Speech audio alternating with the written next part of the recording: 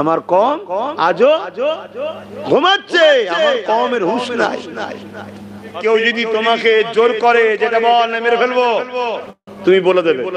আপনারা দেখছেন সোশ্যাল মিডিয়ায় এক আমার ভাই প্যান্ট পরে খালি গায়ে লাঠি নিয়ে ঘুরছে, দেখেছেন তো নাকি? নিজেকে মনে করছে বিরাট বড় কিছু হিরো, বিরাট বড় কিছু দন। তাকে হয়তো কম খাওয়ানো হয়েছে, সে এসে মুসলিম টোটোওয়ালা ঠেলাওয়ালাকে ধরছে, ধরে বলছে জয় শ্রীরাম বল। আমার ভাইগুলো বলছে জয় শ্রীরাম। এই আমি তো দুবার জয় শ্রীরাম বললাম, কাবরে গেছি? ইসলাম থেকে বেরিয়ে গেছি? অত সহজ নয় ইসলাম, ইসলাম অত সহজ নয়। এখান থেকে মানার নাম ইমান। মুখে কি বললো ওটা হাকিকাত নয়, এখানে কি আছে তোমার ওটা সৃষ্টিকর্তা দেখবে। একটা অমুসলিমকে আমি ধরলাম, ধরে বললো এই আল্লাহ আকবার বললেই মেরে ফেলবো। ও এখন জান বাঁচাবার বললো আল্লাহ আকবার আল্লাহ আকবার আল্লাহ আকবার, এই মুসলমানে গেল। অত সহজের নাম ইসলাম নয়। দিল থেকে মানতে হবে আল্লাহ ছাড়া দ্বিতীয় কোনো প্রভু মালিক নাই, আর মুহাম্মদ সাল্লাল্লাহু আলাইহি ওয়াসাল্লাম আল্লাহর প্রেরিত আখেরি রাসূল মেসেঞ্জার। এটা দিল থেকে মানার নাম ঈমান। হাজারো দাড়িওয়ালা টুপিওয়ালা নামাজি মুসলমান ৭২টা দল জাহান্নামে যাবে, জানেন তো নাকি? নামাজ আছে, মসজিদ আছে, মাদ্রাসা আছে, কোরআন পড়ে, হজ করে, দাড়ি আছে, টুপি আছে, ৭২টা মুসলমান দল জাহান্নামে যাবে। আর একজন কেউ যদি বলে লা ইলাহা ইল্লাল্লাহ মুহাম্মদ রাসূলুল্লাহ ভোট লিবার জন্য, জান্নাত চলে যাবে নাকি? শুনছেন তো নাকি? এখান থেকে মানার নাম ঈমান। অতএব কেউ যদি তোমাকে জোর করে যেটা বল মেরে ফেলবো, আমি তোমাকে একজন পীরজাদা হিসেবে বলে যাচ্ছি, তোমার আমার ঈমান বড় দুর্বল, তুমি বলে দেবে। তুমি স্লোগান দিয়ে দেবে, নীরবে যখন একা হবে তুমি তোমার রবের কাছে সেজদায় পড়ে বলবে মালিক আপনি তো বড় দয়ালু, ও জালিম জুলুম করতো আমার উপরে, তুমি তো বলেছো জান বাঁচানো ফরজ, তাই জানকে বাঁচাবার জন্য বলেছি মালিক আস্তাগফিরুল্লাহ, তুমি ছাড়া কাউকে রব বলে মানি না। আমার আল্লাহ তোমাকে যেমন বেগুনা মায়ের পেট থেকে বেরিয়েছো, বাকি গুনাহগুলো মাফ করে আল্লাহ বেগুনা করে দেবে। জোরে বলুন সুবহানাল্লাহ। কিছু নেই, কিন্তু দুঃখের বিষয় আমার এই শ্রেণীর ভাইগুলো যারা ঘুরে বেড়াচ্ছে, এদের কাজ কি? মাচানে আড্ডা দিয়া, একটা রেডিও আছে কি মোবাইল আছে দেখা। এদের ভবিষ্যৎ কি? এদের বাচ্চাদের আইপিএস অফিসার বানাতে পারবে? যারা আজকে আমাদেরকে কাটছে মারছে সব ভাইগুলো, সেই ভাইগুলো তাদের ছেলেদের ঘরে জজ বানাতে পারবে, উকিল বানাতে পারবে, তাদের ছেলেদের ঘরে কোনো বড় ভিআইপি স্কুলে পড়াতে পারবে? যদি জানি হ্যাঁ পারবি, তো ১০০টা না ১ লাখ মুসলমানকে কাট। আমরা দেখছি চারিদিকে মিডিয়ায় ধারালো অস্ত্র দিয়ে প্রকাশ্য মুসলমানগুলোকে কুপিয়ে কুপিয়ে মারা হচ্ছে। যারা মারছে তারা নিজেদের ফটো তুলেও ছাড়ছে, একটা কাউকে অ্যারেস্ট করা হচ্ছে। উপরন্তু যারা মুসলমানকে মারে পরবর্তী সময় তাদেরকে আবার এমএলএ টিকিটও দেওয়া হয়। রাজস্থানে যে ভাইটাকে মারলো মালদার, তাকে আবার টিকিটও দেওয়া হয়েছে। খবর পেয়েছেন কি আপনারা? জানেন প্রকাশ্য দেশ বিরোধী কাজ হচ্ছে। পাকিস্তানের পতাকা আমার দেশে টাঙাচ্ছে বনগায়, হাতে নাতে প্রশাসন ধরলো, 12 ঘন্টার মধ্যে তাকে জামিন হয়ে গেল। তাকে আবার ফুলের মালা দিয়ে ইস্তেকবাল করে আনা হচ্ছে আমার ভারতে। আমার ভারতে, ভারতের দুশমন রাষ্ট্র পাকিস্তানের যারা দালালি করে তাদেরকে ফুলের মালা দেওয়া হয়, আর যারা আমার দেশবাসীর জন্য আজও রক্ত দেয় সেই মুসলমানদের কুপিয়ে কুপিয়ে মারা হয়। এ থেকে বুঝতে হবে দেশটা দেশদ্রোহীদের হাতে চলে গেছে। কিন্তু দুঃখের বিষয় আমার কম আজও ঘুমাচ্ছে। কেন? আজকে মিডিয়ায় যে ইসলামের প্রচার হচ্ছে ওটা আজকের আবু জেহেলদের প্ল্যান। কেন? আবু জেহেলরা চায় ইসলামকে যদি পিছিয়ে পড়া গরিব মানুষ জেনে যায়, তাহলে আমাদের অত্যাচারের হাত থেকে বাঁচার পথ হবে ইসলাম, সব ইসলামে চলে যাবে। যেমন গরিবে নওয়াজ যখন এসেছিলেন, এদেশের পিছিয়ে পড়া, শোষিত, লাঞ্ছিত, অবহেলিত, গলায় ঘন্টি থাকতো, ঘন্টি শোনো ভারতের ইতিহাস। কেন? এই ঘন্টি যখন যাবে আওয়াজ হবে, নিচু জাতদের গলায় ঘন্টি, আমরা নিচু জাত বলছি না, বিভাজন ছিল। তখনই বন মানে উঁচু জাত যারা, তারা ওই দরজাকে বন্ধ করে দিত, ওদের মুখ দেখলে নাকি অশুভ হবে। শুনছেন তো নাকি? গরিবে নওয়াজ হিন্দুস্তানে এসে বললেন, আরে মানুষ মানুষের মুখ দেখলে অশুভ হবে, এ কেমন মানুষ? মানুষে মানুষ এত বিভাজন কেন? সৃষ্টিকর্তা ওকে গরিবের ঘরে পাঠিয়েছে, তোকে ধনীর ঘরে পাঠিয়েছে। সৃষ্টিকর্তা ওকে এক বংশে পাঠিয়েছে, তোকে আরেক বংশে পাঠিয়েছে। এ তো সব সৃষ্টিকর্তার পরীক্ষা। এ অহংকারে, হিংসায়, বিভাজন ভালো নয়। গরিবে নওয়াজ এই অত্যাচারের বিরুদ্ধে আওয়াজ তুললেন। তৎকালীন সময় পিছিয়ে পড়া গরিব, অসহায়, দুঃখী মানুষ, যারা ঘরের কুকুর সম্মান পাইতো, মানুষ সম্মান পায় না, এই শ্রেণীর মানুষগুলো 90 লক্ষ মানুষ গরিবের নওয়াজের হাতে হাত দিয়ে গরিবের নওয়াজের কথা মেনে ইসলাম কবুল করেছে। জোরে বলুন সুবহানাল্লাহ।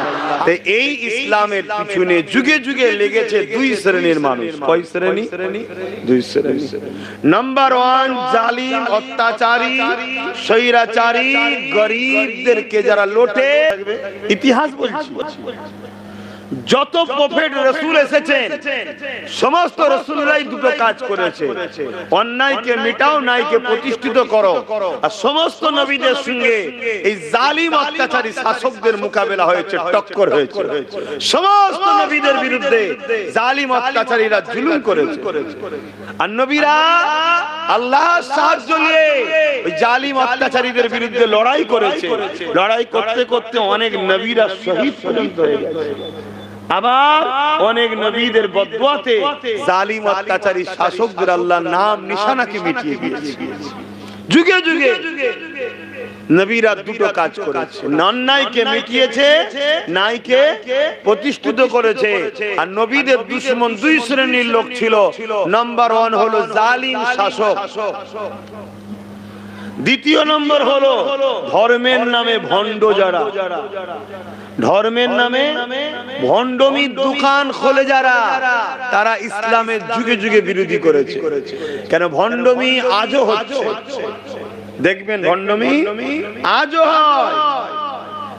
আমার রাসূল পাক সাল্লাল্লাহু আলাইহি সাল্লাম আসলেন, তিনিও দুটো কাজ করেছেন, অন্যায়কে মিটিয়েছেন, ন্যায়কে প্রতিষ্ঠিত করেছেন। জোরে বলুন সুবহানাল্লাহ। আর নবীর যত উম্মত সবার জন্য আল্লাহ দুটো কাজ দিয়েছে, অন্যায় মিটাও, ন্যায়কে প্রতিষ্ঠিত করো। তো অন্যায়ের বিরোধী করার নাম ইসলাম, ন্যায়ের পক্ষে থাকার নাম ইসলাম। তাহলে আমরা যে মার খাচ্ছি, বুকে হাত দিয়ে বলুন আমরা ইসলামে আছি। আমরা অন্যায়ের বিরোধী করি, আমরা অন্যায়কে কখনো মিটাবার স্বপ্ন দেখি? আমরা মুখে বলি আল্লাহ তোমায় মানি, তোমার হাবিবকে মানি, ইসলামের অনুসারী আমরা, কিন্তু আমাদের বাহ্যিক কাজ কাম আখলাকে চলনে উঠা বসাতে ইসলাম বিরোধী কাজ হচ্ছে। আমরা অন্যায়ের পক্ষে সাথ দিচ্ছি আর ন্যায়ের বিরোধী করছি। এ সমাজে ঘটছে না ঘটে না? বলুন সরাসরি ভুল বলা হচ্ছে।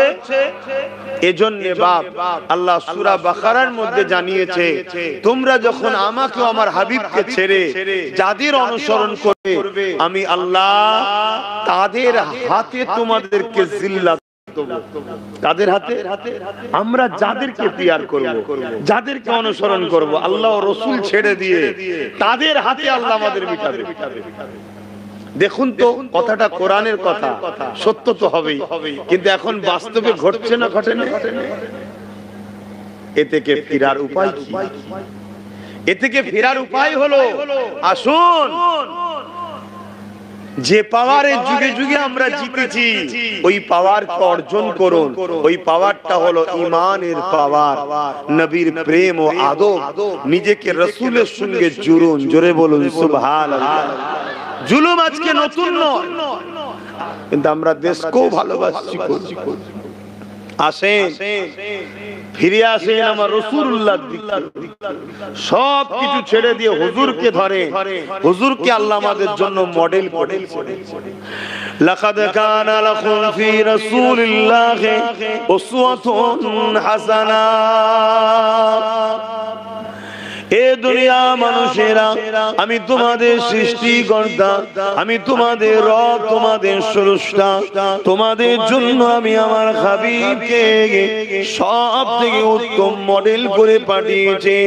তোমরা তোমাদের জিন্দেগির চলার প্রতিটা পথ, প্রতিটা মুহূর্ত, প্রতিটা কাজ আমার রাসূলুল্লাহকে ফলো করে তোমরা চলো।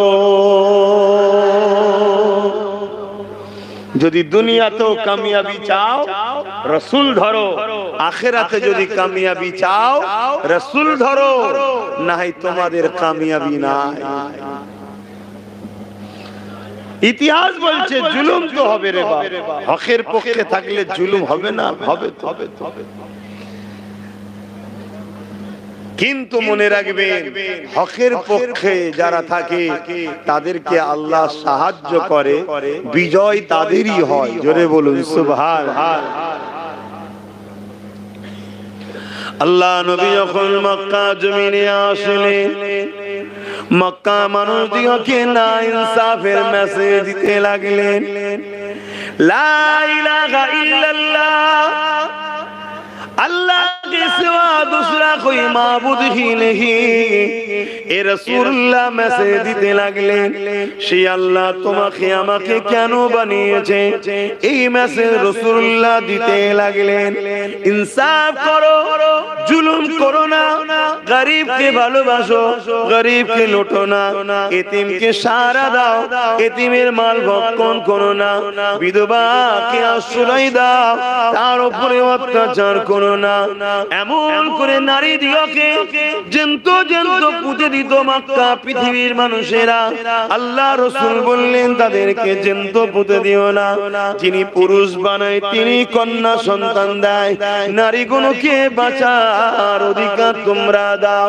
আল্লাহ নবী যখন এই মেসেজ দিতে লাগলেন, এ যুবকেরা, তরুণেরা, বাপেরা, ওই সময় মক্কা তৎকালীন জালিম শাসক ছিল আবু জেহেল, উতবা, সাইবা, আবু লাহাব, তারা আমার রাসূলুল্লাহকে বিরোধী শুরু করে দিল।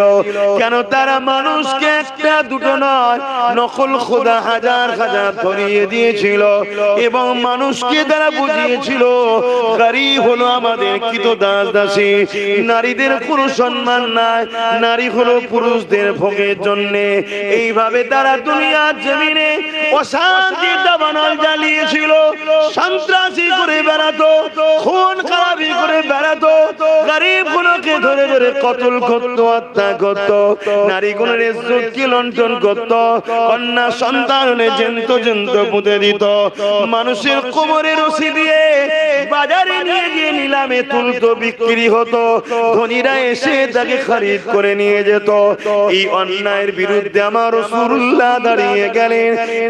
একা নবী আমার দাঁড়িয়ে গিয়ে বলতে লাগলে, তোমরা তোমাদের স্রষ্টার বিরুদ্ধে কাজ করছো, স্রষ্টা আল্লাহ আমাকে পাঠিয়েছে, জুলুম বন্ধ করো, অন্যায় বন্ধ করো, মানুষের উপরে জুলুম অত্যাচার করো না, কৃতদাস দাসী প্রথা বন্ধ করে দাও।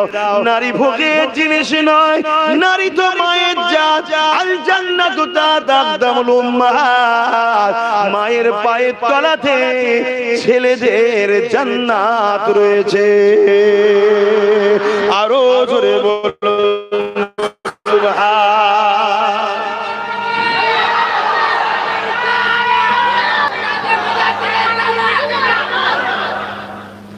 আমার নবী যখনই নাই মেসেজ দিতে লাগলেন, সত্যের মেসেজ দিতে লাগলেন। বদমাশি হচ্ছে, তুমি তো অশূন্য মোবাইলে ব্যস্ত কেন? এমনি মন মিজাজও ভালো নেই, মাথাটাও ভালো নেই, পেটের জন্য জলসা করতে এসেছি যে তোমার ধার ধরবো আমি। ভালোবাসো, তোমায় চিনি, তুমি আমায় ভালোবাসো, আমি তোমায় ভালোবাসি, কিন্তু ভালোবাসাটা বিয়াদবির দ্বারা হয় না, আদবের দ্বারা হয়। তোমায় ভুলে গেলে হবে না, আমি তোমার নবীর দ্বীনের একজন খাদেম। সামান্য 2 টাকার নেতার কথা বলতে গেলে সেখানে উল্টো পাল্টা হলে পুলিশ দিয়ে তুললি যে পিটানো হয়, ঠিক না বেটি? 2 টাকার নেতা আর দোনো জাহানের সুলতানের দিনের কথা, দোনো জাহানের সৃষ্টি মালিকের দিনের কথা আমি বলছি, তুমি আমার গুরুত্বটা দেবে না? আল্লাহ আমাকে কত ভিআইপি করেছে তুমি মাথায় ঢুকাবে না? আমাদের হয়তো আগে পিছু বডিগার্ড নেই, ভাড়াটিয়া গুন্ডা পুষাও নেই, কিন্তু তুমি তো আমার ধর্মের মানুষ, তোমাকে তো গুরুত্ব দিতে হবে যে এটা কে, এ আমার রসুলের কথা বলছে, আমার আল্লাহর কথা বলছে, সম্মানটা কত হওয়া দরকার। এগুলো দিলের মধ্যে রাখো, আলেমদেরকে সম্মান করো, পিয়ার করো। তবে বাপ এখানে আবার একটা কথা বলতে হয়, আলেম কিন্তু 2 ধরনের, আমার নবী বলেছে। আখরি জামানা তো তাই একটু বলছি, একটা হলো খায়রুল উলামা, একটা সাররুল উলামা। খায়রুল উলামা ভালো উলামা কে? যারা মুখ খুললেই উদ্দেশ্য থাকবে আল্লাহ ও রাসূল, তাতে কে চড়ছে কে ফাটছে কার কি হচ্ছে, ও নিজের বেটা ধরে পড়ে যাচ্ছে কি বাপ ধরা পড়ে যাচ্ছে ও সব দেখবে না, উদ্দেশ্য থাকবে আল্লাহ ও রাসূল। কথা মাথায় ঢুকছে? আর একটু বলছি, যে উলামার লক্ষ্য আপনাদের ঘরে আল্লাহ ও রাসূলের সঙ্গে জুড়ার, শুধু আল্লাহর সঙ্গে জুড়তে চাইলে হবে না, আল্লাহ ও রাসূলের সঙ্গে যে উলামা জুড়তে চায়, এটা একটা নমুনা হলো খায়রুল উলামার ভালো উলামা। আর সাররুল উলামা কারা শুনছেন তো? যারা এলেম অর্জন করেছে, আল্লাহ এলেম দিয়েছে, কিন্তু ও বেটা এলেম থাকার পরও দুনিয়ার তাগুদি শক্তির কাছে মাথা নত করে তার কাছে বিক্রি হয়ে যায়। অন্যায় দেখলেও কথা বলবে না, চুপ থাকবে।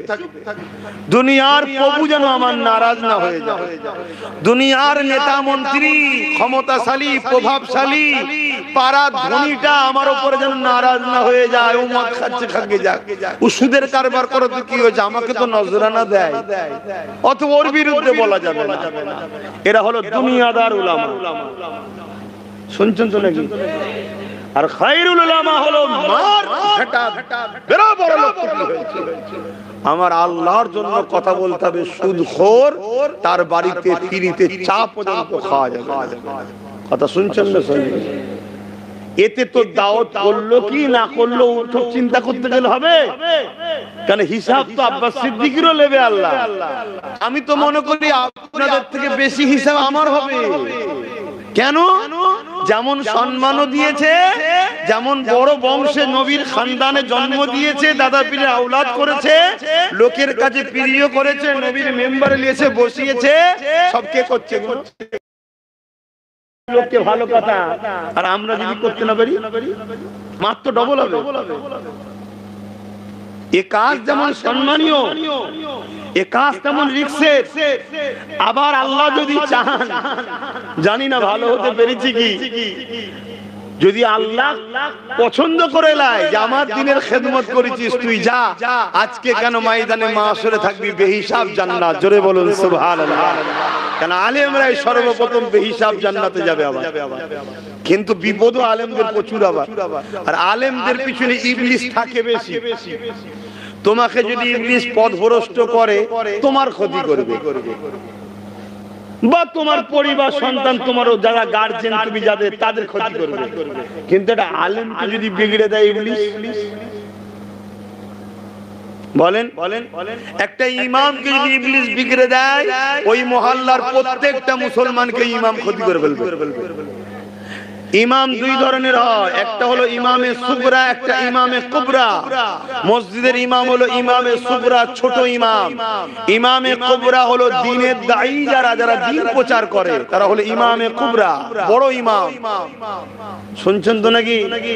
তা ইমামে সুগরাকে যদি বিগড়ায় ওই মুহাল্লা যাবে, আর ইমামে কুবরাকে যদি বিগড়ায়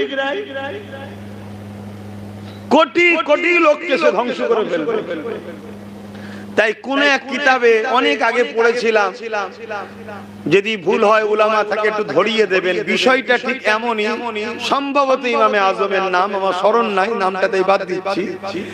ইমাম রাস্তা দিয়ে যাচ্ছেন, আর একজন শরাবী শরাব খেয়ে যাচ্ছে।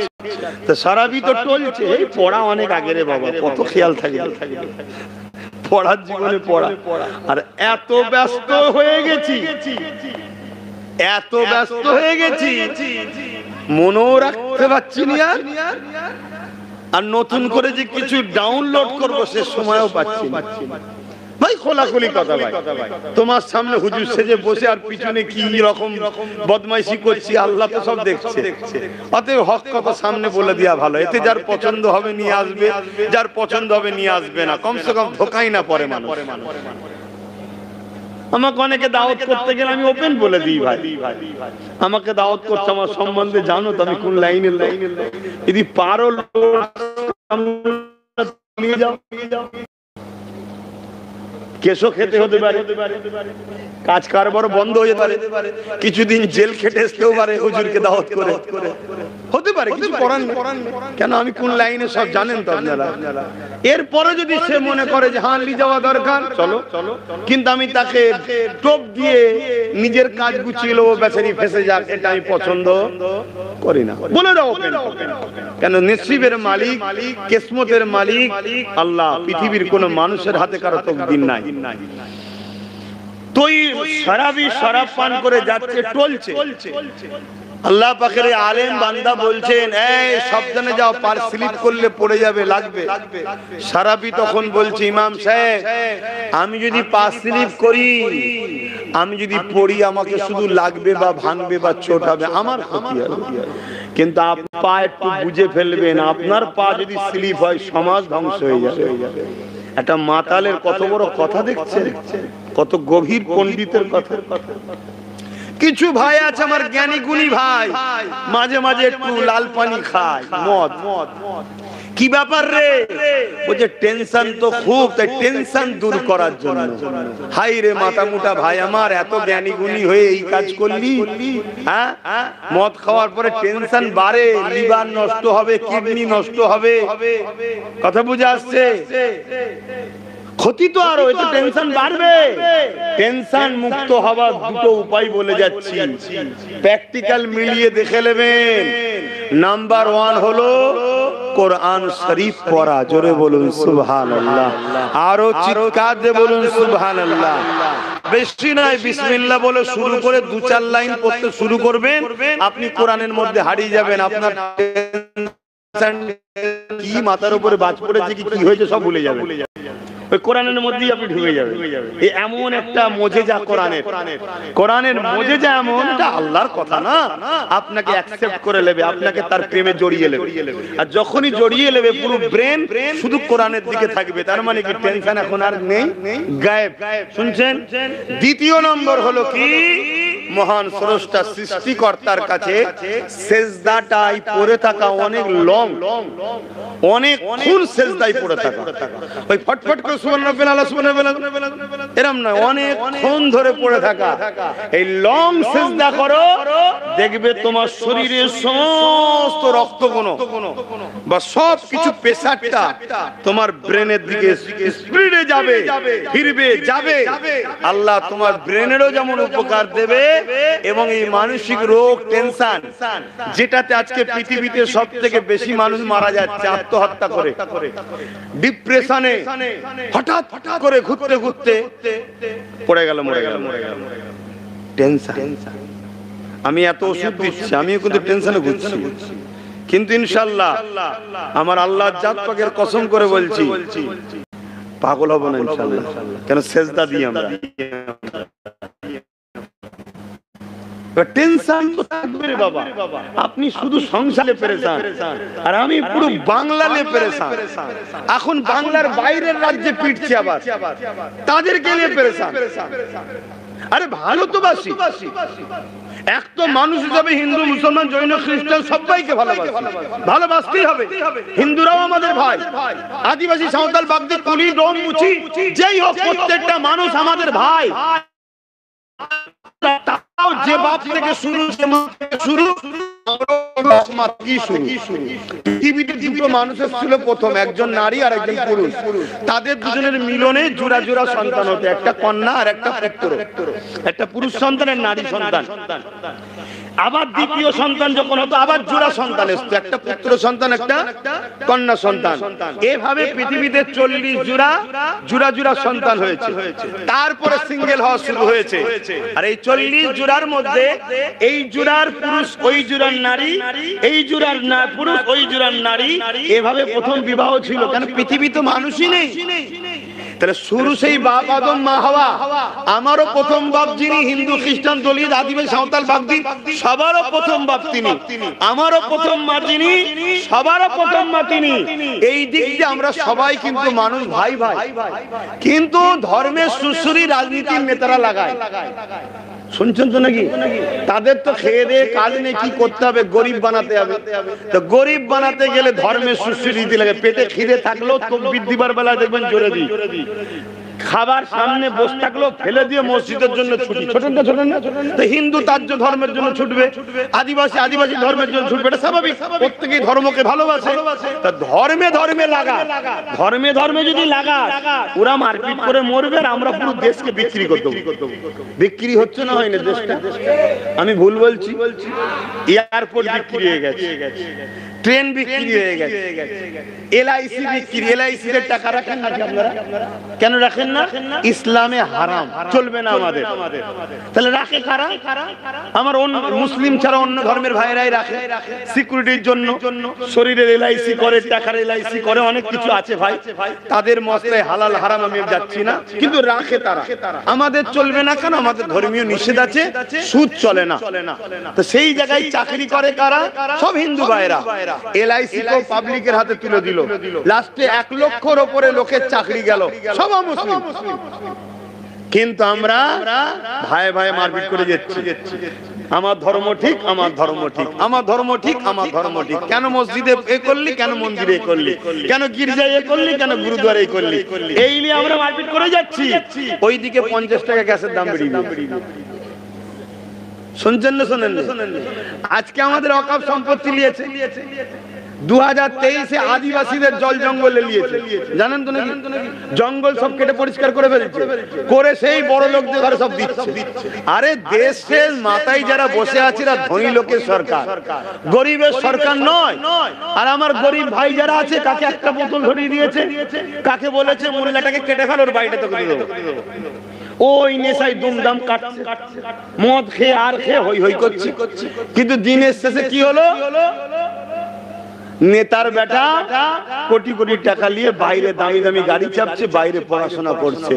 আর আমাদের গরিব ভাইরা যে কোনো ধর্মের, তারা এখানে ভাই ভাই মারপিট মারছে। এই তো চলছে, এই তো সমাজে চলছে।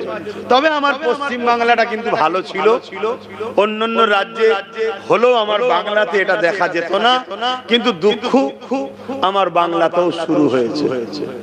কিন্তু কমসে কম তোর বাচ্চাকে তুই আইপিএস অফিসার বানাতে পারিস, তার জন্য যদি কাটিস, আমরা খুশি মনে তোর ছেলের বড় হওয়ার জন্য। দিনের শেষে ফল কি রে ভাই?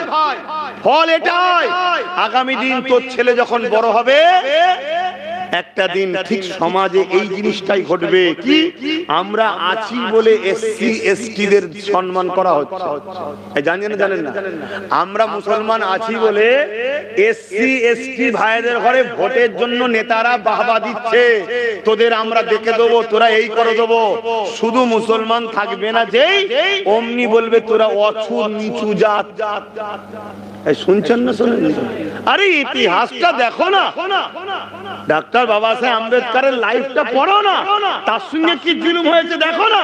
কেন সে নিচু যাচ্ছিল, মুসলমানরাই তো তাকে তুলে নিয়ে যে বোম্বাই থেকে যখন ফেল হলো, বাংলাতে অ্যাসেম্বলিতে তাকে পাস করিয়ে দিয়ে তাকে আগিয়ে দিল, মুসলমানরা তার পিছনে সাথ দিয়েছে। দেখো না, এই যে মুসলমান, আমাদের কাছে এসসি এসটি অছুত তছুত কিছু নেই। আমরা এসটি কো নেতা মানি, দলিত হলেও নেতা মানি, আদিবাসী কো নেতা বানাতে চাই, কি চাই না? চাই না। অতএব আমরা যদি এই অছুত যারা জালিমদের কাছে, তাদেরকে যদি বানাতে চাই, তাহলে আমাদের উপরে জালিমদের রাগ হবে না? হবে না? এজন্য রাগ। কিন্তু আমার ভাইরা বুঝবে, বুঝার আগে বোতল ধরিয়ে দিচ্ছে, বুঝার আগে বোতল ধরিয়ে দিচ্ছে। ও তো খেয়ে নিয়ে বেঘোর। না হয় বলুন, এভাবে কুপিয়ে কুপিয়ে একটা মানুষ কখন আর একটা মানুষকে মারতে পারে? হ্যাঁ, আশ্চর্যের বিষয়। হঠাৎ করে এসে মারলো মারলো, মারতে মারতে মারতে কেটেই যাচ্ছে, সবাই ফটো তুলছে, কেউ আগেও আসছে না। কি জিহালাত শুরু হলো বুঝতে পেরেছেন? আল্লাহ নবী যখন পৃথিবীর জমিনে আসেন, এই রকম পরিস্থিতি পুরো দুনিয়ার জমিনে ছিল। ক্ষমতাশালীরা একদল লোককে অর্থ দিয়ে অশিক্ষিত মানুষগুলোকে, মূর্খ মানুষগুলোকে অর্থ দিয়ে তারা তাদের হাতের পোষা গুন্ডা বানিয়েছিল। তারা তাদের দিয়ে নারীদের ভোগ লুটতো, নারীদের উপরে জুলুম করাতো। তারা মনে করতো আমরা বড় আনন্দে রয়েছি। এ যুবকেরা, তরুণেরা, বাপেরা তাদের ঘরে দিয়ে লুট, দাঙ্গা, খুন খারাপি করাতো। এই ছিল পৃথিবীর চরিত্র। আল্লাহ নবী এসে মক্কা থেকে শুরু করলো, রোম থেকে শুরু করে, পারস্য থেকে শুরু করে পৃথিবীর সমস্ত মানুষের কাছে মাত্র 23টা বছরে সবার কাছে ইনসাফের মেসেজ পৌঁছে দিল, ইনসানিয়াতের মেসেজ পৌঁছে দিল, মানবতার মেসেজ পৌঁছে দিল। গরিব গুলোকে বোঝাতে লাগলো, তোমরা এই যে খুনখুনি করছো, ভাই ভাই মারপিট করছো, একে অপরকে কাটাকাটি করছো, এ যুবক মন দিয়ে শুনবেন, যাদেরকে আমার নবী বোঝাচ্ছে, যাদের জন্য নবী লড়াই করছে, তারা কেউ একজন মুসলমান ছিল না গো, তারা কেউ ইসলামের অনুসারী ছিল না গো। তারা এই আবু জেহেল উতবা তৈরি করা 360টা নকল খোদারি উপাসনা করত। তাদেরকে নবী আমার বোঝাতে লাগলো। আল্লাহ নবীর কথা শুনে তারা নবীর সোহবতে আসা যাওয়া লাগলো, নবী পাককে টেস্ট করতে লাগলো, নবী পাককে পরীক্ষা করতে লাগলো। বিভিন্ন দিক দিয়ে পরীক্ষা করতে করতে করতে তারা আমার রাসূলুল্লাহর মধ্যে যে সততা, যে না ইনসাফ, ইনসানিয়াত দেখতে পেয়েছে, নবীর মধ্যে যে প্রেম, ভালোবাসা, আখলাক দেখতে পেয়েছে, তারা দিওয়ানা হয়ে গিয়ে মুহাম্মদ রাসূলের কথাকে মেনে নিয়ে ঈমানের নূরে কলেমা পড়ে সৃষ্টিকর্তা এক আল্লাহকে আল্লাহ বলে, মুহাম্মদ রাসূলকে রাসূল বলে ঈমানের কলেমা পড়ে দলে দলে দলে ইসলামের মধ্যে চলে এসেছে। আরো জোরে বলুন সুবহান।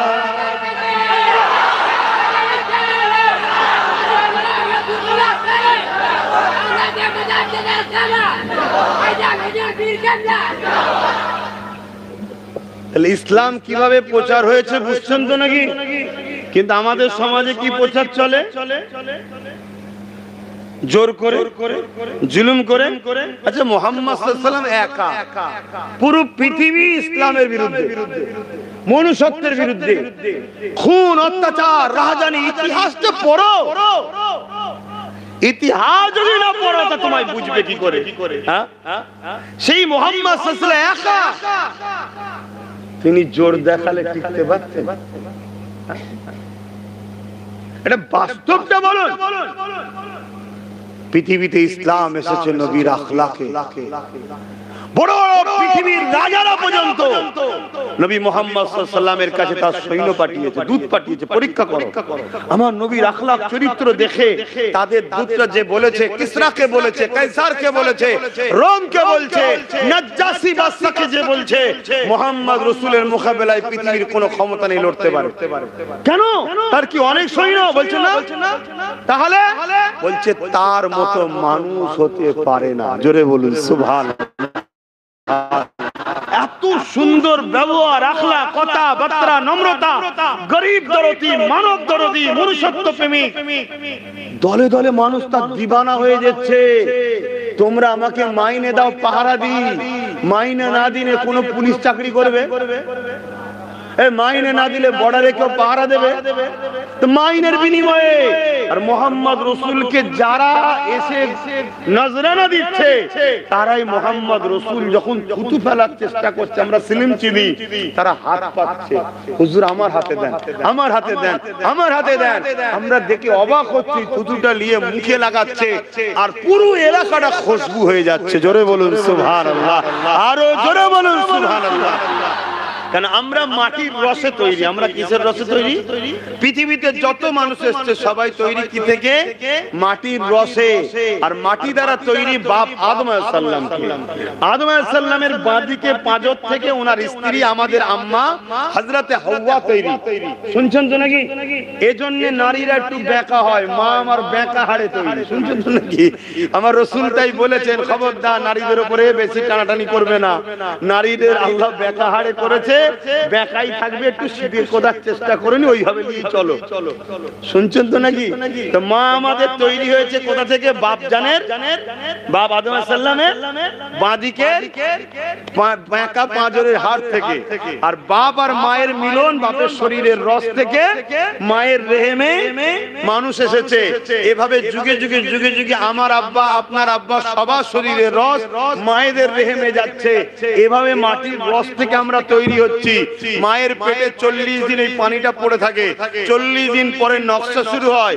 আমি কোনো বিজ্ঞান সায়েন্টিস্ট কথা বলছি না, কারণ বিজ্ঞান 150 বছর আগে ভুল রাস্তায় চলছিল। এটা আমার প্রফেট মুহাম্মদ সাল্লাল্লাহু আলাইহি ওয়াসাল্লামের কথা। জোরে বলুন সুবহানাল্লাহ। হ্যাঁ, আজকে 150 বছরের বিজ্ঞান মেনে নিয়েছে মুহাম্মদ রাসূল যা বলছে সত্য। জোরে বলুন সুবহানাল্লাহ। আর মুহাম্মদ রাসূল কার থেকে শিখেছে? সৃষ্টিকর্তা তাকে আখেরি মেসেঞ্জার করেছে, আওতার করেছে, রাসূল করেছে, শিক্ষক করে পাঠিয়েছে, তাই তিনি তিনাকে শিখিয়েছেন। জোরে বলুন সুবহানাল্লাহ। যাই হোক, এইভাবে মানুষ মাটির রসে তৈরি। আর আমার হুজুর পাক সাল্লাল্লাহু আলাইহি ওয়াসাল্লামকে আল্লাহ নূর দ্বারা তৈরি করেছে। জোরে বলুন সুবহানাল্লাহ। তাই আমাদের শরীরের পাসিনাতে দুর্গন্ধ হয় কেন? মাটির রসে তৈরি আমরা। আর হুজুরের দু আলাম, আকায়ে দু আলাম, সুলতানে দু আলাম, মাদানী ওয়ালা, কামলি ওয়ালা, নূর ওয়ালা, হাবিবুল্লাহ, তিনি নূর। তাই তিনার শরীর থেকে খুশবু বাইর হয়। জোরে বলুন সুবহানাল্লাহ। হাদিস পাকের মধ্যে আছে আমার নবী পাক সাল্লাল্লাহু আলাইহি ওয়াসাল্লামের শরীর থেকে পাসিনা বেরোতেন। মানুষের মধ্যেই পাসিনা বেরোবে, নবীরও পাসিনা বেরোতে, কারণ নবী মানুষ। কিন্তু আমাদের পাসিনায় দুর্গন্ধ বেরোয়। আর হুজুরের পাসিনা, হুজুরের আহলিয়া আম্মাজানরা ওই পাসিনাকে হাতে করে তুলে তুলে পাত্রে ভরতেন। আম্মাজানকে জিজ্ঞাসা করছেন, তুমি এটা করছো কি? হুজুর জিজ্ঞেস করছেন, বলছে হুজুর অনেক গরীব মানুষ আছে, আতর মাখতে পারে না, অনুষ্ঠানে যায়, বিয়েতে যায়, খুশবু মাখতে পারে না, এগুলো রেখে দিই, যখন তাদের বিবাহ শাদী হয় এই আতর তাদেরকে দিই, ঘাম দিই, তারা যখন মেকে যায় পুরো এলাকা বলতে থাকে যে খুশবু পেলে কোথায়? জোরে বলুন সুবহানাল্লাহ। আমার নবী তিনি। আরে মানো, রাসূলকে মানো, যার বাদশাহী শুধু জমিনে নয় আকাশের চাঁদকে দুটুকরো করেছে যিনি। জোরে বলুন সুবহানাল্লাহ। জিনার ইশারায় সূর্য দুবারা ফিরে এসেছে। হ্যাঁ, কই মাকালা আজকে যারা আমার নবীর বিরোধী করে, পৃথিবীর সমস্ত সুলতানগুলোকে এক জায়গায় করো, সমস্ত বাদশাগুলোকে এক জায়গায় করো, তাতে আমাদের প্রধানমন্ত্রী নরেন্দ্র দামোদর মোদীকেও এক জায়গায় করো, আর আমেরিকার ডোনাল্ড ট্রাম্পকেও করো, সব কটাকে এক জায়গায় করে একটা বাতি জ্বলতে শুধু বলো, ইশারা করে একটু সরে যা, শুধু বল একটু সরে যা। কেউ পারবে? আর আমার হুজুর दोनों জাহানের সুলতান মদিনা ওয়ালা কামলি ওয়ালা কে আবু জেহেল হারাতে এসেছে একটা জাদুকর নিয়ে। জানেন তো নাকি? হ্যাঁ, সবই জানেন, একটু বলে দেবো এসেছে যখন তবে না। হ্যাঁ, জাদুকরটার নাম হলো হাবিব ইয়ামানি। ইয়ামানে বাড়ি। জাদু করতো। পৃথিবীর তৎকালীন সময় সবথেকে বড় জাদুকর ছিল। যেমন ভারত বিখ্যাত জাদুকর ছিল জাদুকর জয়পাল, নাম শুনেছেন না? গরিবে নওয়াজকে জাদু করেছিল। গরিবে নওয়াজ আগুনের বান মারছিল। গরিবে নওয়াজ বলছিল কে পাঠিয়েছে তার কাছে যা। ওই বান ধরে জয়পালের পিছনে তাড়া করেছে। জয়পাল ছুটছে, এত জাদুর পা ছিল, জাদুর ছড়ির উপরে বসে আকাশে উঠছে, পলাচ্ছে। গরিবে নওয়াজ খরম জুতোকে বলেছে নাবিয়ে লিয়ায়। জুতো গিয়ে জাদুঘরের মাথায় মারতে মারতে মারতে মারতে নাবিয়ে এনেছে। খাজা হুজুরের জুতোর বাড়ি খেয়েছিল বলে তকদির খুলেছিল। কেন? খাজা হুজুরের কাছে সে বলেছিল, হুজুর আমার মতো জাদুকর কেউ নাই, আপনি সত্যি আল্লাহর পক্ষ থেকে এসেছেন, আপনি জাদুকর নয়, আপনি আল্লাহর পক্ষ থেকে এসেছেন, আমাকে কলমা পড়িয়ে আপনার সাথী বানান। জোরে বলুন সুবহানাল্লাহ। আরো জোরে বলুন সুবহানাল্লাহ। এই ইতিহাস, হিন্দুস্তানের ইতিহাস। 850 বছর আগে যে গরিবে নওয়াজ এসে হিন্দুস্তানের শোষিত, বঞ্চিত, লাঞ্ছিত, অপমানিত ক্ষুধার্ত মানুষকে সাহায্য করেছিল, সেই গরিবে নওয়াজ। এক জায়গায় আগুনের পুজো হচ্ছে, আগুনের উপাসনা, 40 আগুনের উপাসনা করছে। গরিবে নওয়াজ বলছে কি করছো? বলছে আমরা আগুন খোদার উপাসনা করছি, আগুন দেবতার উপাসনা করছি। গরিবে নওয়াজ বলছে কতদিন? বলছে 40 বছর। 40 জন 40 বছর ধরে করছে। তো বললো একজনকে হাত দাও, এতদিন উপাসনা করেছে, হাত দাও। যাকে এত মানো সে তোমায় তো ভালোবাসবে নাকি ভাই? এক কথা বলছে না, কারো সঙ্গে 4 ঘন্টা ট্রেনে আস্তে আস্তে গল্প হলে বন্ধুত্ব হয়ে যায়। ভাই তুই আমার নম্বর লে, তুই আমার নম্বর লে, একে অপরে হাই হ্যালো হয়। তো তুই 40 বছর তার উপাসনা করেছিস, একটু তো প্রেম হওয়া দরকার, হাত দে। তারা বলছে এটা কখনো হয়? যদি পুড়ে যায়? গরিবে নওয়াজ বলছে আগুনের ক্ষমতা নেই পোড়াতে পারে। জোরে বলুন সুবহানাল্লাহ। আপনাদের কি মনে হয় আগুনের ক্ষমতা আছে? জোরে বলুন ক্ষমতা আছে? আমি সবার মুখে শুনতে চাইছি ক্ষমতা আছে আগুনের? না। যদি ক্ষমতা থাকতো আমাদের আব্বাজান হযরত ইব্রাহিম আলাইহিস সালামকে 4000 বছর আগে ইরাকের ব্যাবিলন শহরে জন্মগ্রহণ করেছিলেন এবং সেই জায়গাতে নমরুদ পৃথিবীর রাজা ছিল। ইব্রাহিম সাল্লাম জালিম রাজার বিরুদ্ধে কথা বলার জন্য তিনাকে আগুন তৈরি করে আগুনে ফেলেছিল। যে জায়গায় আগুন ফেলেছিল ওই জায়গা কত বছর আলহামদুলিল্লাহ আমি দেখে এসেছি, আমার বাপকে কোথাও ফেলেছে, কিন্তু আমার আব্বা আগুনের মধ্যে গিয়েছিল, এক বড় চিন্তা করেনি। জিবরাইল এসে বলেছে হুজুর বলুন সাহায্য করব। আমাদের আব্বা বলেছিল সৃষ্টিকর্তা ছাড়া কারো সাহায্য লাগবে না, অতএব তিনি আমার জন্য যথেষ্ট। আল্লাহ খুশি হয়ে গেলেন, আগুনকে বললেন আগুন ইব্রাহিমের জন্য তুমি একটা ফুলের বাগিচা হয়ে যাও। জোরে বলুন সুবহানাল্লাহ। ইব্রাহিমের চাচা আজর, বাপের নাম আজর নয়, কিন্তু তৎকালীন সময় বা আগেকার স্টাইলে চাচাকেও বাপে বলে তুলনা করা হতো, এজন্য আজরকে বাপ বলা হয়, কিন্তু ওনার আব্বার নাম আজর নয়, তারিক বলা হয়। যাই হোক ওনার আব্বা আজর ওই নমরুদের বাড়ি হিদায়াত হচ্ছে না, পাইপোদের পিছনে লেগে আছে। আরে বয়স হলো তোরে বাপ, জাত পাটি ফাটি করে বাপ, জাত পাটি ফাটি করেছে বা ছাড়ো না, ছেলেগুলোকে একটু করতে দাও না। না এখনো লুটবো আমি। কথা কি কষ্ট হয়ে গেল নাকি? আমি সবার কথা বলি, আমি কিছু বলি। আবার কিছু চাচা আছে ভাইপোকে বলছে আগা আমি আছি তোর পিছনে, তোর কে আয়গা হাত দে দেখলো বকুনি আমি। এ আছে না? তাহলে সবটাই আছে, এটা দুনিয়া চলতে হবে, কি করা যায়, সবকে নিয়েই চলতে হবে, ভালো মন্দ নিয়েই তো দুনিয়া। তো যাই হোক চলে আসেন হযরতে গরিবে নওয়াজ, তিনি বললেন আগুনের ক্ষমতা নেই পোড়াতে পারে। ওই 40 জন জোশে এসে গেছে, বলে তাহলে তুমি হাত দাও। গরিবে নওয়াজ বলছে আমি তো কখনো আগুনের উপাসনা করিনি।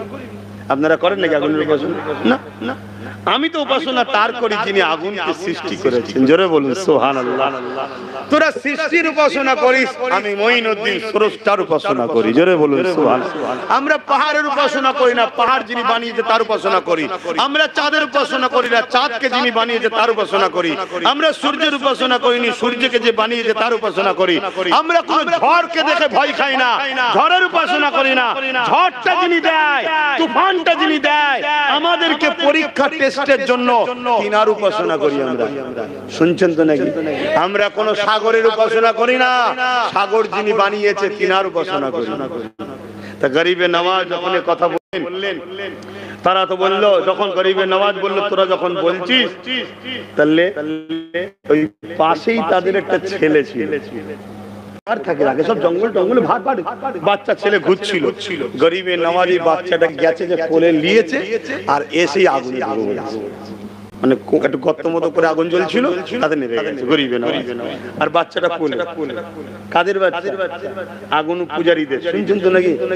তারা তো চিৎকার চেঁচামেচি শুরু করে দিয়েছে, কোথা থেকে ফকির এলো, কোথা থেকে মুসলিম এলো, এসে আমার বললো আমাদের বাচ্চাটাকেও মারলো। হই হই কারবার, ভিড় জমছে না জমে না, চিৎকার চেঁচামেচি হচ্ছে। তাদেরই আত্মীয় স্বজন জ্ঞাতি গুতি যা ছিল সব চলে এসেছে। তখন তার এই সিস্টেম নেই, হ্যালো এত নম্বরে কল করেছি, জলদি করে পানির গাড়ি পাঠাও। ছিল নাকি ভাই? 850 বছর আগের কথা।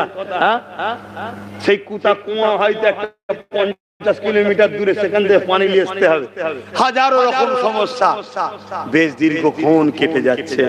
গরিবে নওয়াজ আস্তে আস্তে আস্তে আস্তে এরকম যারা সুরঙ্গ করে একটা বড় গেট করা ছিল আগুনটা, কত বুঝে আসছে, এরকম লম্বা, যেমন ইট ভাটা দেখেছেন না চুলো হয়, এটা গেট হয়, তার ভেতর থেকে গরিবে নওয়াজ আস্তে আস্তে কাপড় ঝাড়তে যাচ্ছে, বাচ্চাটাকে নিয়ে বেরোচ্ছে। জোরে বলুন আরো জোরে বলে।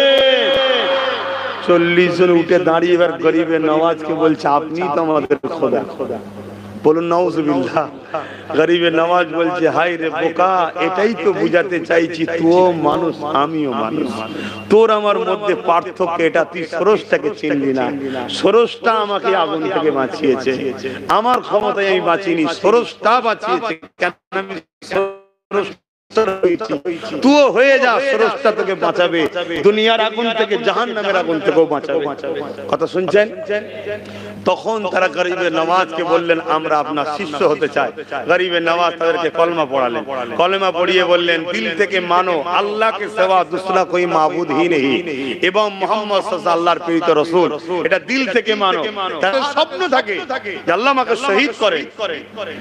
হুজুরের কথা শুনে বিশ্বাস করে সবাই হাত, যাই হোক বার করলো, সবাই হাত ঘুরিয়ে দেখছে, একটা কারো হাতের পশমও পড়ে নেই। জোরে বলুন সুবহানাল্লাহ। তো যে কথা বলতে গিয়ে চলে গেলাম এত দূরে, জাদুকর হাবিব ইয়ামানি পৃথিবীর বড় জাদুকর ছিল। তাকে ইনভাইট করেছে মোহাম্মদ রাসূলকে হারাবে বলে, কোন দিক দিয়ে হারাতে পারছে না, হারাবে বলে ইনভাইট করেছে। তা অনেক কিছু খাওয়া দাওয়া করিয়ে, আর এই চাঁদনি রাত, পুরো গোল চাঁদ, 14वीं চাঁদ উঠেছে। আরবিতে মাস আগে আসে, আরবিতে রাত আগে আসে, তো পুরো চাঁদ আকাশে গোল। আমার নবী আবু কুবাইস বলে একটা পাহাড় আছে মক্কায়, এখনো সে পাহাড় আছে, আলহামদুলিল্লাহ আমি গেছি। সেই আবু কুবাইস পাহাড়ে ধারে নবী আমার এই রাত্রিরে একটু হাঁটাহাঁটি করছে, খাওয়া দাওয়া করে হাঁটাহাঁটি করতে জানেন, একটু হাঁটাহাঁটি করছে। আর আবু জেহেল ওই হাবিব ইয়ামানি এবং আরো দলবল নিয়ে এসছে চালা চামটা। কেন?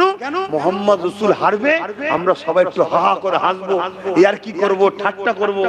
ও জানে আজকে মোহাম্মদ রাসূল হারবে। কেন? পৃথিবীর সবথেকে বড় জাদুকর কে নিচে আমি, কপাল ফাটা জানে না যে কার মোকাবেলায় এনেছিস, ঠিক তো নাকি?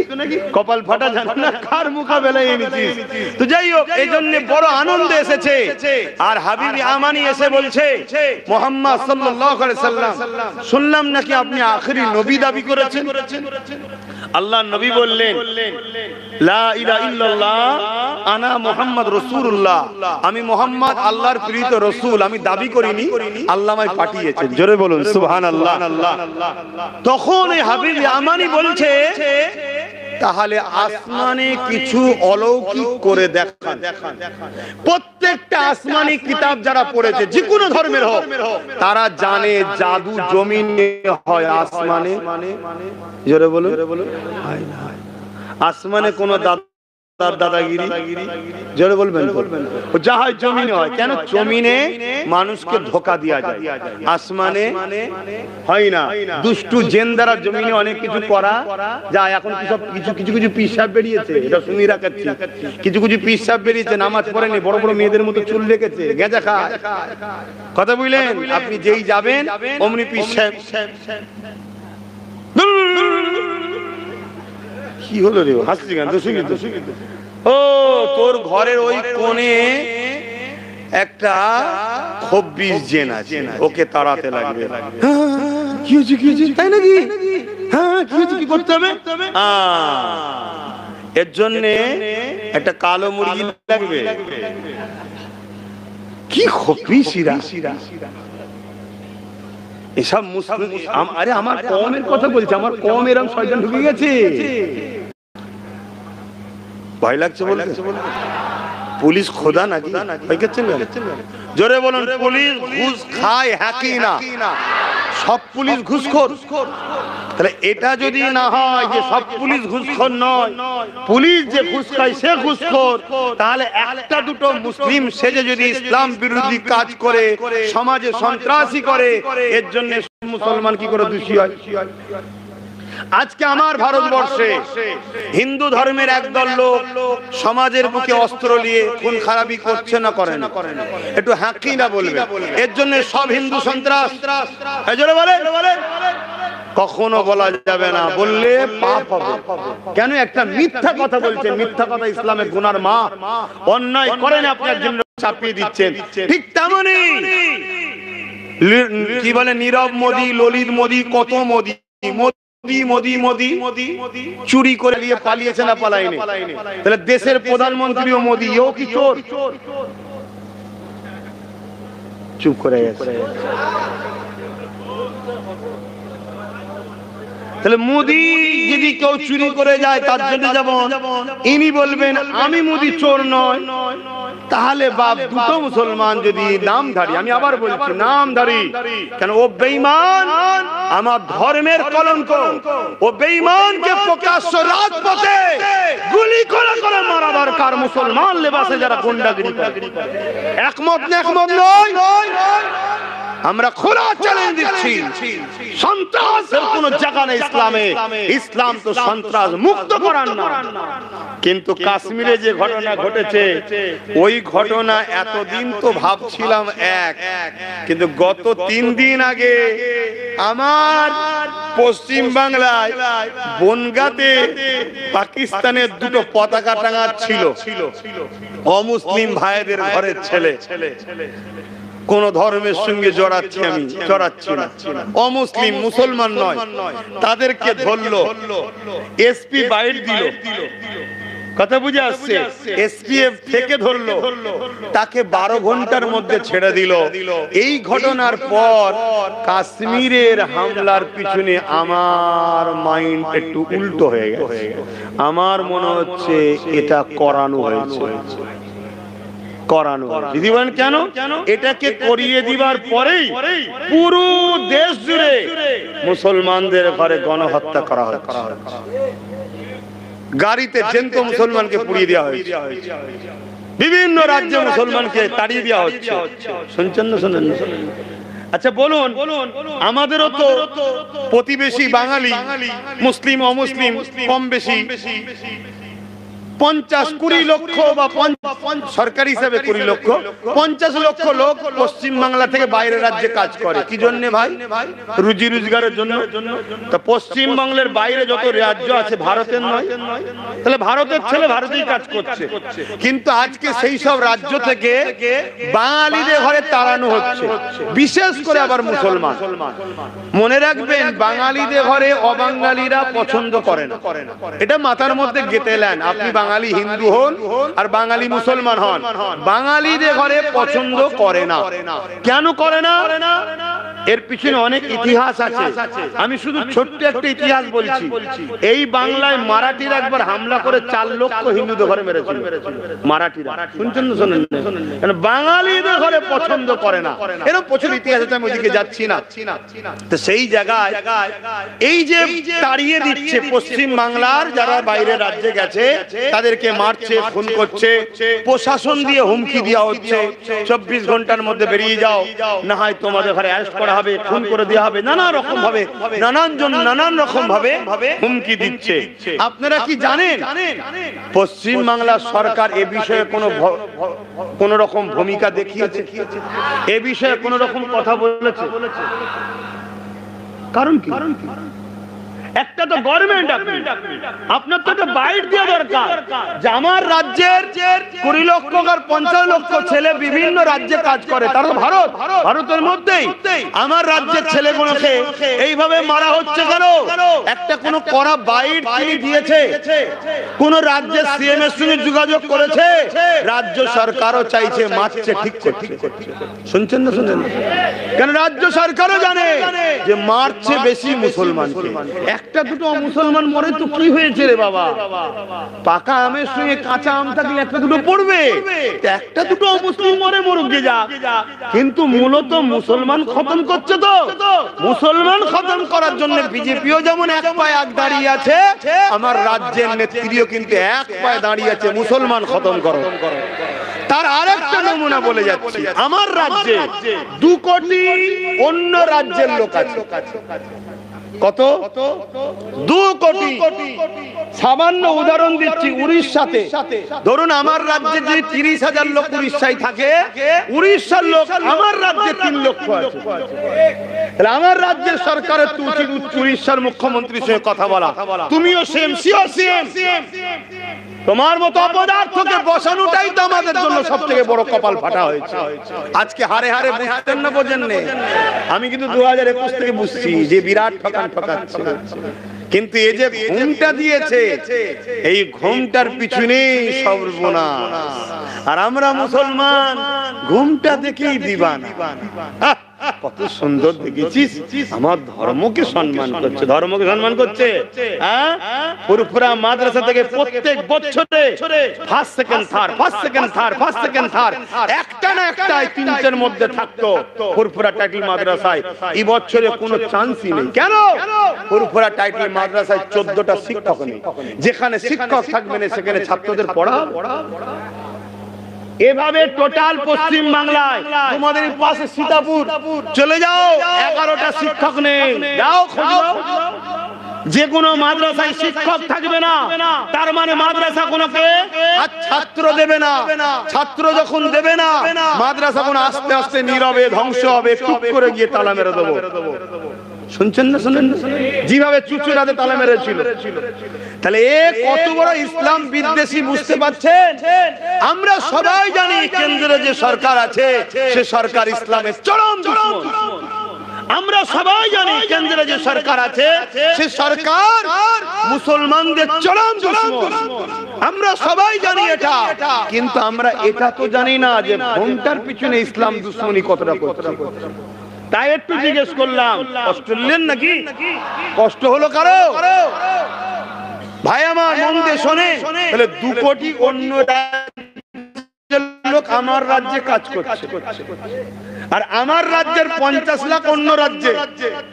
যদি আমার রাজ্যের 50 লাখকে অন্য রাজ্য থেকে ফিরিয়ে আনতে হয়, যদি সেফটি না দিতে পারো তাহলে ফিরিয়ে আনো। ওখানে যদি সেফ দিতে না পারো, নিরাপদ দিতে না পারো, তুমি রাজ্যের মাথায় বসে আছো, তাহলে ফিরিয়ে আনো। আর যদি ফিরিয়ে না আনতে পারো, রাজ্যের মাথা থেকে নেমে যাও, যে আনতে পারবে তাকে বসাও। এই আমার কথা একমত তো নাকি? আর যে আনতে পারবে তাকে বসাও, আর অন্য রাজ্যে যারা আছে তাদেরকে বলো ভাই নিজের রাজ্যে চলে যাও, খুশি মনে মারছি না, চলে যাও। আমি জানি এটা আমি বিশ্বাসী নয়, এই যে পাঠানোর বিশ্বাসের পক্ষে আমি নয়, এটা অন্যায় হবে। কিন্তু আমার ছেলে খেতে পাচ্ছে না বাঙালি, আমার বাঙালি খেতে পাচ্ছে না। কেন? বাংলায় দেশ স্বাধীনতার জন্য সব থেকে বড় বীর পুরুষ দিয়েছে, নেতাজির মতো মানুষকে বাংলা দিয়েছে, হাফেজ তিতুমীরের মানুষকে বাংলা দিয়েছে, ঈশ্বরচন্দ্র বাংলা দিয়েছে, রবীন্দ্রনাথ ঠাকুর বাংলা দিয়েছে, পীর আবু বকর সিদ্দিক বাংলা দিয়েছে। বাংলা যেভাবে দেশের মহানায়ক দিয়েছে, অন্য রাজ্য দিতে পারে না। এজন্য ব্রিটিশদের রাগ বাংলার উপরে বেশি। ব্রিটিশ যে তার চেলা ছেড়ে গেছে, সেই চেলাদেরও রাগ বাংলার উপরে বেশি। মাথায় ঢুকছে না? ঢুকে না? এই নিয়ে কথা বলার দরকার আছে না? আন্দোলনের দরকার আছে না? নাই? ওই আন্দোলন হচ্ছে। আরে আমার কথাটা সবসময় বাদ দিয়ে রাখেন, আমার কথা সবসময় বাদ দিয়ে রাখবেন বাতিল খাতাতে। আমি সবার সাথে আছি। কোন সময় যখন অন্যায়তে আমার এক বোন ধর্ষিত হয়েছিল, তার পক্ষে দাঁড়িয়ে ধর্ষণকারীর বিরুদ্ধে দাঁড়ালাম, আমি রাস্তায় নেমেছি। আসিফাকে যখন কাশ্মীরে 13 দিন মতো মন্দিরের ভেতরে ধর্ষণ করেছে, আর যারা ধর্ষণ করেছে তাদের গলাতেও ফুলাই মালা এবং পতাকা তার হাতে দিয়েছিল এই বিজেপি গভর্নমেন্ট। এরা তো দেশের দুশমন, দেশের। তো সেই জায়গায় এখন আমি করেছি, আমি সব ক্ষেত্রে আছি। আমি বলতে চাইছি, যারা আমার বিরোধী করছেন বন্ধুরা, আপনারা আন্দোলন করছেন না কেন? বলুন, কেউ না কেউ আপনাদের প্রতিবেশী তো কাজে আছে, বিদেশে বাইরের রাজ্যে আছে না? আজকে তাদের খোঁজ নিয়েছেন? তারা 2 দিন 3 দিন ধরে না খেয়ে ঘরের মধ্যে ভয় ঠকঠক করে কাঁপছে, আর আপনি এখানে খাচ্ছেন আরামে বসে, আর আপনি শাসকের দালালি করছেন। আপনি কখনো প্রশ্ন করেছেন যে আমার ভাই বোন বাইরের রাজ্যে বিপদে পড়েছে, হয় তাদের নিরাপদ দাও, আর না হয় তাদেরকে সেখান থেকে ফিরিয়ে এনে আমার রাজ্যে যারা 2 কোটি আছে তার থেকে 50 লাখ বার করে আমাদের ছেলেদেরকে আগে কাজ দাও। আমার কথা কি কষ্ট হলো কারণ? আমি কিন্তু এই ক্ষেত্রে আবার বলবো, এই তাড়ানোর পক্ষে কিন্তু আমি নয়। কেন? ওরাও তো ভারতেই কাছে, ঠিক না? কিন্তু না চারে কি করব? না চারে কি করব? তোমার কথা যদি উড়িষ্যা না শোনে, তাহলে উড়িয়াদের বার কর দাও। তখন উড়িষ্যা সরকারের কাঁধে গিয়ে 3 লাখ বসুক, সরকারের মাথার চুল ছিঁড়বে, সরকার বলবে না দিদি ঠিক আছে, তোমারটা তোমার থাক, আমারটা আমার থাক। আমরা তো ওটাই চাইছি, আমরা তো বিভাজন চাইছি না। তা আপনি এতটুকু করতে পারছেন না, তো মাথায় বসাচ্ছেন কেন? কি গো, কথা কি বলা ভুল হয়ে যাচ্ছে নাকি? কেন? আমারও কিছু ভালোবাসা, যারা পড়ে আছে তারা আমার মায়ের পেটের ভাই না হতে পারে, কিন্তু মানুষ তো তারা মুসলমান, তারা অমুসলিম, যে কোনো ধর্মেরই হোক, আমার বাংলার সন্তান তো তারা। আজকে তারা কি কষ্টের মধ্যে আছে একটু দেখবেন না? আর পাশাপাশি রইল ওয়াকাফ। এলিয়ার বলার দরকার আছে মনে হয়? হ্যাঁ, ওয়াকাফ নিয়ে কিছু শোনার দরকার আছে? একটু হ্যাঁ কি না বলুন না। ওয়াকাফ নিয়ে শোনার কি দরকার? ওয়াকাফ নিয়ে বাংলার মানুষের কোনো টেনশন নেই তো? কেন দিদিমণি বলে দিয়েছে বাংলায় হবে না। শুনছেন তো নাকি? এই বলেছে না, বলে তাহলে আর বাংলায় হবে মনে হচ্ছে? কেন হবে? আরে বলে দিয়েছি তো আমি হবে না, তা আবার হবে বলতে? মানে গত 13 বছরে এত মিথ্যা বলেছে যে এইটা আর বিশ্বাস কেউ করছে না। বলেছিল ডবল ডবল চাকরি, একটা হয়নি। বলেছিল আমি ক্ষমতা এলে ওয়াকাফ উদ্ধার করে দেবো, করে দেয়নি। বলেছিল আলিয়া ইউনিভার্সিটি মাদ্রাসা করব, মাদ্রাসাকে তুলে দিয়েছে। বলেছিল 10,000 মাদ্রাসা করব, 10,000 মাদ্রাসা তো দূরের কথা, মাদ্রাসা গুলো এবং আপনারা জানেন কি জানি না, 2024 সেশনে মাদ্রাসা থেকে মার্কশিটে কোরআনের অপশন তুলে দিয়েছে, কোরআন তুলে দিয়েছে। কোরআন ব্যান্ড, পশ্চিম বাংলায় কোরআন ব্যান্ড করে দিয়েছে দিদিমণি। শুনছেন তো নাকি? এটা আমাদের অবদান তো নাকি? আমরাই তো করেছি নাকি? তারপরে আর কি করেছে বলবেন তো? তারপরে আবার কি বলেছে, যখন হুজুর পাক সাল্লাল্লাহু আলাইহি ওয়াসাল্লামের বিরুদ্ধে এক চরিত্রহীন নারী উল্টো পাল্টা বলেছিল, তখন হঠাৎ করে বলল বাংলায় আন্দোলন নয়, দিল্লিতে চলে যাও। আর আজকেও যখন ওয়াকাফের আন্দোলন করতে যাচ্ছে, অমনি বলছেন বাংলায় নয়, দিল্লিতে যাও। আর 100 দিনের আন্দোলন কোথায় হয় বলবেন তো? ও নিজের পাতে সুরলিবার সময় আন্দোলন হবে, আর আমাদের আন্দোলন হবে না। তাহলে পশ্চিম বাংলা কি কারো জমিদারি মনে করছেন নাকি? শোনেন, ছাড় দিয়েছে আল্লাহ, ছেড়ে দেয়নি। আমেরিকাকে ধরেছিল, লস অ্যাঞ্জেলেসকে, অনেক কাঁদাকাটির পর, অনেক ক্ষয়ক্ষতির পর আবার একবার ছাড় দিয়েছে। শুনছেন? সন্ত্রাস ইসরাইল ছাড় দিয়েছিল, ধরেছে। জানেন তো নাকি? বাপের নাম ভুলিয়ে দিচ্ছে। আজকে জালিম গুলোকেও বলি শুধরে যা, বিশেষ করে মুনাফিক মুসলমান, শুধরে যা। আল্লাহ ছাড় দিয়েছে, ছেড়ে দেয়নি। ঘরে বাড়ি বাড়ি সব ক্যান্সার রোগী ভরিয়ে দেবে। প্রত্যেকটা বাড়িতে ছোট থেকে বড় সব ক্যান্সার রোগী ভরিয়ে দেবে। খেলার নাম বাবাজি, বুঝতে পারবি তখন। এখনো সময় আছে, পরিবর্তন হয়ে যাবে। আর যেসব পুলিশের ইউনিফর্মে প্রশাসনরা দেশের সংবিধানকে না মেনে গুন্ডাগিরি করছে, ওদের উচিত শুধরে যাওয়া। যদি শুধরে না যায়, নিরীহ অসহায় মানুষের বদদুয়ার ফল আল্লাহ পাক এমন মারবে, এমন শাস্তি দেবে, দিশেহারা হয়ে যেতে হবে। কথা শুনছেন না? এরকম জুলুম চলছে। আবার পুলিশ বুট না পরে চটি পড়ছে। আবার এখানে নেম প্লেট নেই, তার মানে কি পুলিশ নয়, অ্যাকচুয়ালি তারা গুন্ডা। পুলিশের ইউনিফর্মে গুন্ডা। শুনছেন? যারা প্রকৃত পুলিশ তারা কখনো গুন্ডা সন্ত্রাস হতে পারে বলে আমার মনে হয় না একজন ভারতীয় হিসেবে। কেন? তারা আমাদের গর্ব, ঠিক না বেঠিক? তো যাই হোক, এই গুন্ডাদের বিচার আল্লাহ করবে, শুধরে যাওয়া দরকার। তা আমি যেটা বলতে চাইছি, তাহলে ওয়াকাফ দরকার আছে না? আচ্ছা, ওয়াকাফ আন্দোলনটা কেন করবেন বলুন? একটু সরাসরি দেন। মসজিদ মাদ্রাসা আমাদের তাই, ওটা যেমন আমাদের তাই, কিন্তু আপনাদের খেয়াল নাই ওয়াকাফ আইনটা তৈরি হয়েছে সংবিধান বিরোধী। এই জানেন না? জানেন না? সংবিধানটাকে বাঁচাতে হবে না? তা সংবিধানটা কি শুধু মুসলমানদের? সংবিধান তো সবার। তো ওয়াকফ আইনটা তৈরি হয়েছে সংবিধানকে বিরোধী করে। অতএব এই সংবিধান বিরোধী কালা কানুনের বিরুদ্ধে সর্বধর্মের মানুষের ঐক্যর আন্দোলন দরকার। শুনছেন? এটা সবাইকে বুঝাতে হবে। তাহলে দ্বিতীয় নম্বর, ওয়াকফ মসজিদ, মাদ্রাসা, দ্বীন ইসলামের প্রপার্টি, এটাকে কেন্দ্র সরকার সম্পূর্ণভাবে লুটে বড় বড় কর্পোরেটদের হাতে এই জমি জায়গাগুলো তুলে দিতে চাইছে। এটা হলো উদ্দেশ্য। কিন্তু এই উদ্দেশ্যটা ওর জাগলো কেন, এটা আপনাদের জানা দরকার আছে না? দীর্ঘদিন যদি একটা প্লট পড়ে থাকে আর চারিদিকের লোক যদি প্লট থেকে দখল করে করে খায়, তাহলে আপনারও একটু ইচ্ছা যাবে না? যাবে না? সবাই দিচ্ছে, কিছু বলে না, আমি লোভ তসবিতে কি আছে? তো এই ওয়াকফকে দীর্ঘ বছর ধরে প্রত্যেকটা রাজ্যের গভর্নমেন্টরা চুরি করে করে খাচ্ছে। শুনছেন? তাই কেন্দ্র সরকারের এখন নজর পড়েছে যে এয়ারপোর্ট তো বিক্রি হয়ে গেল, রেল বিক্রি হয়ে গেল, সব